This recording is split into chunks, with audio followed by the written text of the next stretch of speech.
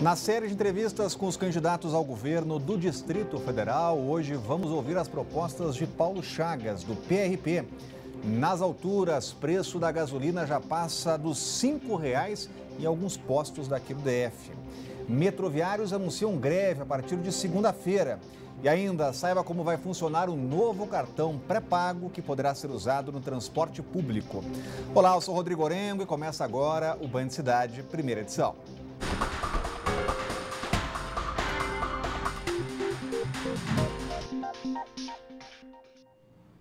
O Band Cidade, primeira edição, está ouvindo os candidatos ao governo do Distrito Federal. Cada um tem 15 minutos para expor as ideias e propostas. A ordem das entrevistas foi definida por meio de sorteio, com a presença de representantes dos candidatos e dos partidos. Hoje, quem vai responder nossas perguntas é o candidato do PRP, o candidato Paulo Chagas. Muito boa tarde, candidato. Obrigado pela presença aqui no Band Cidade, iniciando a entrevista com um tema que é prioritário, segurança pública. A gente tem um levantamento na nossa reportagem que mostra que mais de 50 postos comunitários de segurança foram queimados, porque estavam lá sem policiais, né? A alegação do governo é que os policiais estão nas rondas, não podem ficar parados. Qual será a sua iniciativa para os postos e como é que será o modelo de segurança, polícia militar ostensiva, no eventual governo seu? Bem, prazer estar aqui. Vou direto à resposta. Esses postos nunca funcionaram com a finalidade a que eles foram construídos. Foi um gasto desnecessário e inútil para a segurança pública e que certamente onerou os cofres do Distrito Federal. Porque, de fato, o efetivo da Polícia Militar nunca foi suficiente para mobiliar esses postos. Então, o que eu pretendo fazer com relação a eles é eliminar todos eles para que eles não sejam mais motivo de problemas desse tipo, de queimar, botar fogo, tem que chamar os bombeiros por causa disso. E a segurança pública no Distrito Federal, a solução para a segurança pública do Distrito Federal é justamente a integração das polícias, das agências de segurança pública, a Polícia Militar e a Polícia Federal, a Polícia Militar e a Polícia Civil, estarem integradas harmonicamente para que cada uma cumpra a sua missão, complementando a missão da outra.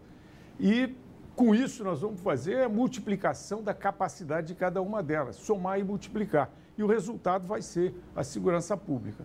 Não vejo de outra maneira, nesse momento, apesar de que eles estarem com efetivo reduzido aquém do necessário, com o equipamento também que deveria ser atualizado, equipamento não só individual, mas o equipamento das instalações de segurança pública do Distrito Federal, como câmeras, todos esses dispositivos que facilitam e multiplicam a competência. E o caminho é esse. Tá feia a coisa, né, general? Se a Polícia Militar não consegue proteger nem mesmo os seus postos de segurança, imagina a população como não se sente, né? Eu queria saber do senhor o seguinte, é a sua primeira experiência política eleitoral, né? Primeira campanha eleitoral. O senhor tem feito caminhadas, carreatas, aliás, participou de uma carreata que repercutiu muito na companhia de Jair Bolsonaro, acho que na véspera do atentado. Eu queria que o senhor se apresentasse, falasse de onde o senhor veio, de onde o senhor vem, o que pretende. E o que é que esse, digamos assim, como se diz em política, esse banho de povo tem mudado a sua vida? Isso é muito importante. Eu venho da carreira militar, fiz uma carreira militar que me completou, ou seja, eu não fiquei devendo nada nem para mim mesmo, principalmente. Tudo que eu queria conquistar na minha carreira eu conquistei e até coisas acima do meu pensamento, da minha própria ambição. Tive 2 vezes no exterior, fiz curso na França, fui adido militar na Inglaterra e fui para a reserva em 2006, realizado como militar. E quando fui para a reserva, eu coloquei na minha despedida que eu estaria sempre disponível como oficial de cavalaria, meu cavalo pronto, trabalhado, sela equipada, espada ao lado, aguardando o chamamento da pátria. E o chamamento chegou agora, nesse momento que nós estamos vivendo, em que nós vimos que a sociedade como um todo quer uma mudança e foi pensando nisso que eu me dispus a mostrar que é possível fazer política com honestidade, é possível ser um gestor honesto que pensa na coisa pública e não em si próprio ou no seu partido.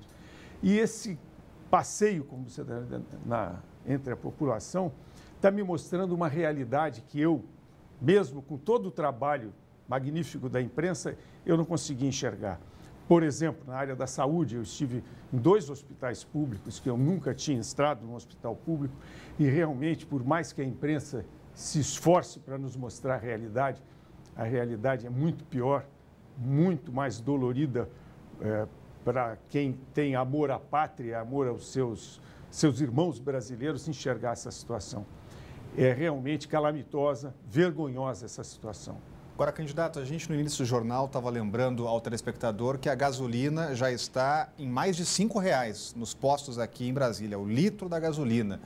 A gente sabe que tem uma incidência grande do ICMS aqui no DF, 28%, aliás, passou de 25% a 28% no atual governo. O senhor já sabe o que vai fazer em relação às contas públicas e poderia reduzir impostos como o ICMS para a gasolina?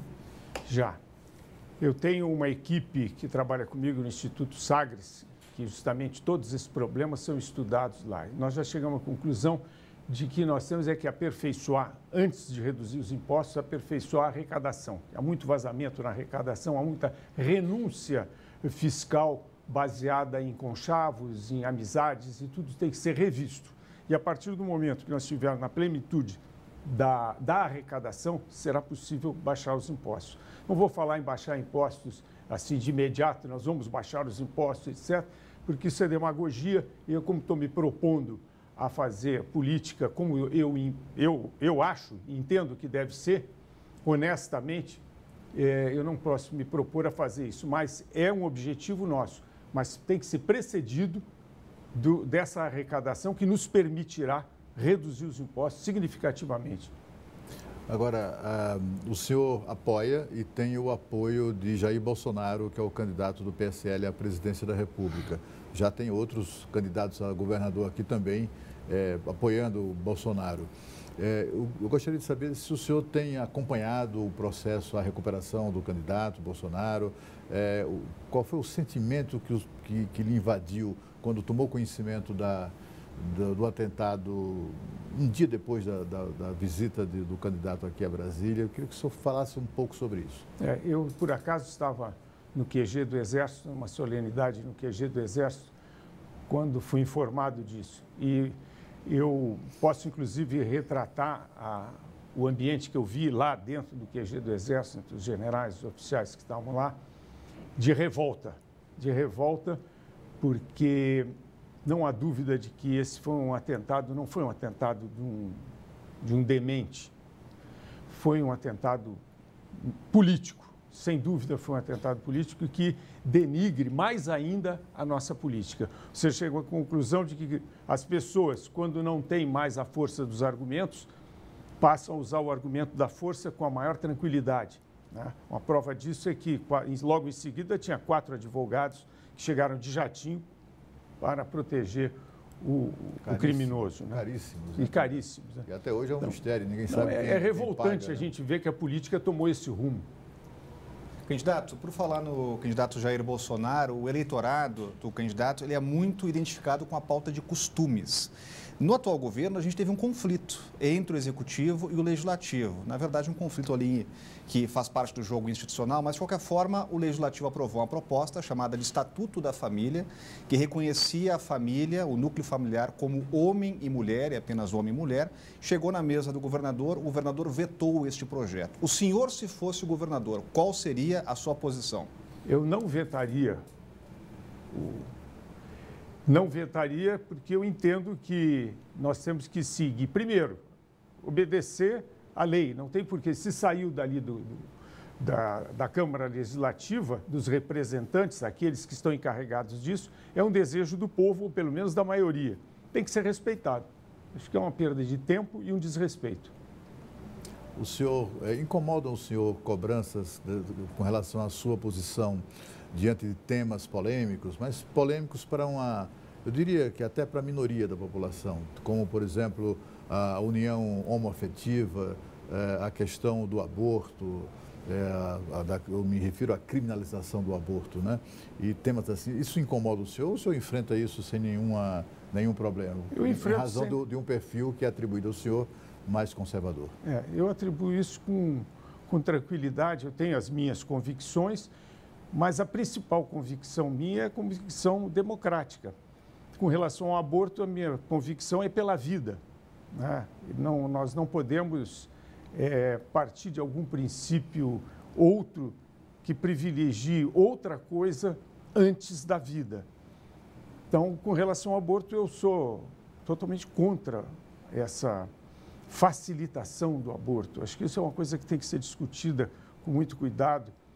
E com relação a esse matrimônio de pessoas do mesmo sexo, eu acho que isso deve ser tratado como união estável, com todos os direitos, mas eu entendo também que não há necessidade de nós fazermos uma comparação com casamento, porque casamento é de casal. Casal são pessoas de sexo, ou seres de sexos diferentes.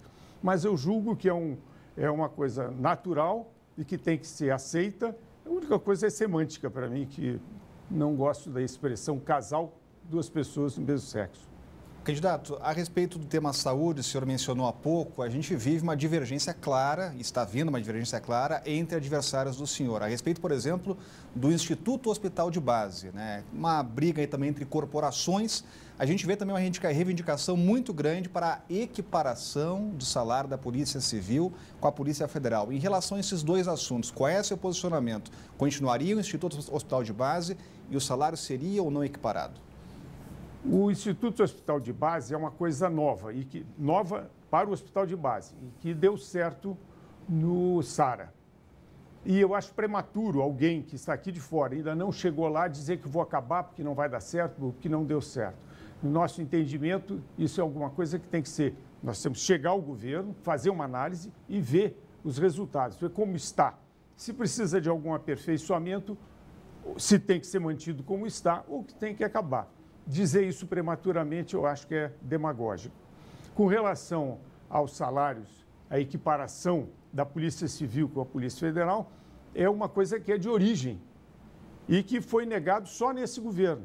Então, eu acho que é uma dívida, que qualquer um que chegar lá tem que assumir isso como dívida, né? Que tem que ser saldada essa dívida de qualquer maneira. E também penso que não deve haver diferença, não existe segmento no sistema de segurança pública que seja melhor do que o outro. Então, se houver aumento de salário para um, tem que ser feita uma equiparação com os outros também.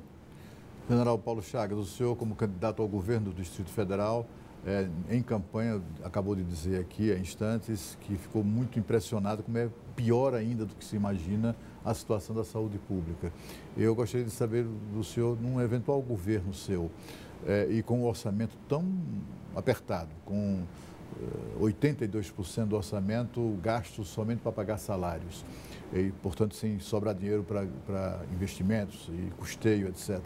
Qual a sua solução, a sua proposta para desatar esse nó, para solucionar esse problema e oferecer saúde decente para as pessoas? Cláudio Humberto, eu tenho absoluta certeza que o governador não foi lá para ver a realidade. O governador foi lá fazer visita oficial e foi recebido de forma oficial. Vou mostrar aquilo que ele tem que ser mostrado para festivo. Porque se ele tivesse ido lá, como eu fui, como um cidadão comum, eu não fui lá como candidato, não fui lá fazer campanha, porque eu acho que é um desaforo, um desrespeito fazer campanha política no meio das pessoas que estão sofrendo lá, estão sendo tratadas como animais. Então, não fui lá para conhecer, para ver de perto. E qualquer um, honestamente, que tiver ido lá, não terá outra prioridade no governo que não essa. E ter prioridade significa eu tenho que resolver esse problema, custe o que custar.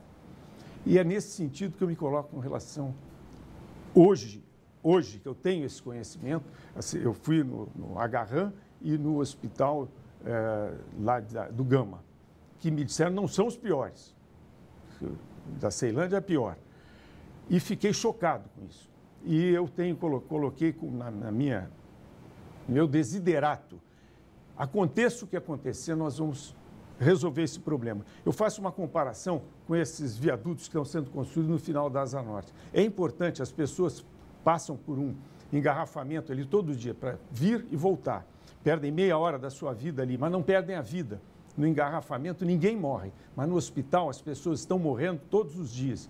No engarrafamento, porém, naquela obra passam milhares de pessoas, mas no hospital só vai quem está doente. Isso não dá voto. Candidato, a gente está chegando ao final dos nossos 15 minutos de entrevista, garantindo ao senhor o direito das considerações finais, pode se dirigir ao nosso telespectador. Eu agradeço essa oportunidade, eu quero me dirigir aos espectadores, com nossos telespectadores, com esse pensamento final que me foi dada a oportunidade de falar. O governo do Distrito Federal tem que ter a realidade na sua consciência.